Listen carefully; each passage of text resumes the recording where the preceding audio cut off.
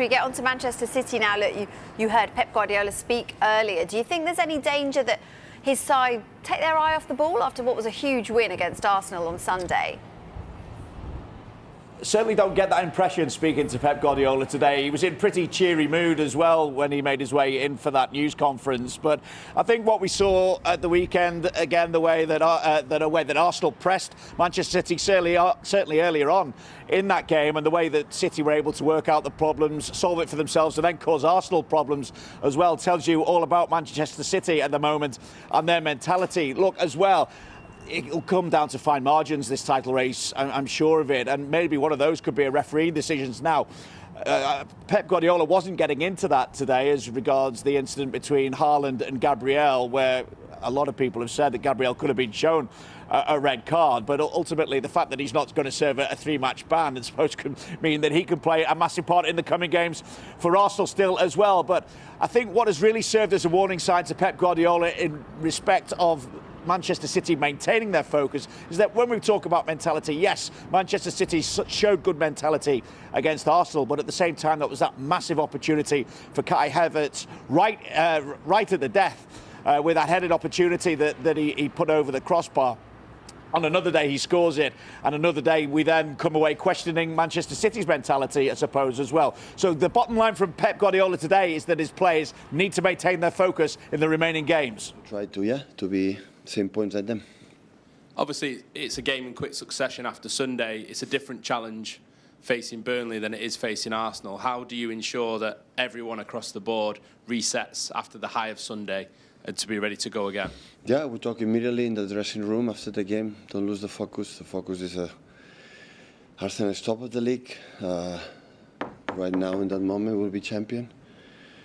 And of course, the recovery is much less than the last 2 weeks. It's just 2 days, so that's why you have to see how people recover, not just the demanding game that we had emotionally and physically. So, but at the same time, so we have 6 games left, so we know exactly what is going to happen when we get result, or just in case we don't get result. Can I ask you about Rodri? You said after the game he was going to be tested. Do you know the severity of his groin injury yet? I think for tomorrow we'll not be ready, and we see the next games, semi-final against Southampton, or in 12, 13 days against Everton. Ruben Diaz fit for this one? Not yet. Thank you. Hi, Pep. How much does the title race change psychologically if you beat Burnley tomorrow and go above the team that you describe as the best Both in Europe? teams know, like what happened in the past with Arsenal last years in Liverpool, that both teams know we cannot lose or drop points. So now it will be difficult to recover. In our calendar is so demanding. So of course the 3 days and after, but especially when in Everton game the opponents are really, really tough. Does the pressure shift in a title race when it's like this? Is there more freedom from a side that's chasing, or the one that's more difficult for the mental, physically? What happened after Arsenal and go to to Burnley and perform the well level that we had to do. So we had to adjust a few things, the game from Arsenal, and yeah, go to win the game because it's what we need. Pep, saw the analysis last night on the game at the weekend, and it was spoken about Rodri and Bernardo's performance as one of the best by a midfield pairing that had been seen. What were your thoughts on that, and the bravery that they had to show at times as well? Yeah, the last games have been really important. Both they are experienced, both they have a huge special personality, and the teams like a man marking have a players like can make drive, lateral drives, right, left, right, and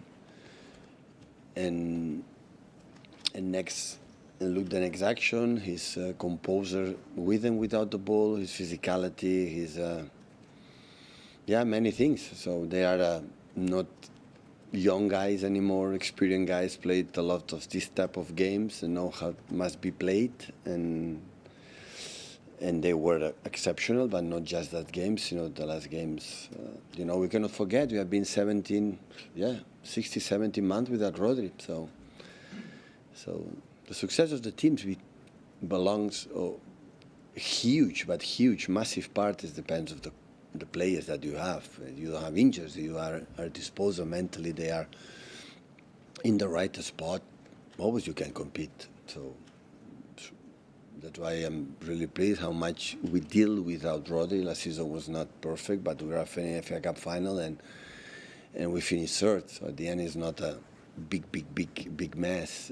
But of course, having him with Burnley or Kova, you could be, because also we have an incredible player with Kovacic that have been 1 year out. So when that happens, everything is more and more difficult to be more consistent, more, the patterns be better.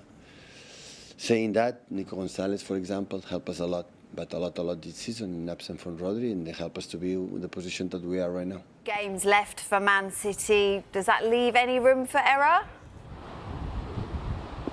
I don't think it does, and I think that's the way Pep Guardiola is looking at it at the moment as well. Effectively, in terms of results, perfection is needed because of the standard of opposition that Manchester City are facing in this title race. Not just the fact that it's Arsenal that they're going up against, but also the games that they've got to play. They recognise the quality throughout the Premier League, and that any team on any given day could cause them a problem. What is interesting, of course, we keep going back to the fact that Pep Guardiola has this record through April at Manchester City of a win percentage of over 80%, and he's maintained that once again this season. 3 straight wins in all competitions, of course, through the month of April. But just looking at what Manchester City have to come up, obviously Burnley tomorrow night away from home, then it's Everton away from home again after that FA Cup semi-final, of course, against Southampton, then Brentford home, Bournemouth away, Palace at home, and Villa at home as well to finish the campaign. And certainly when he's looking at those fixtures, he knows the test that he's facing, Pep Guardiola. But again, I reiterate the fact that he said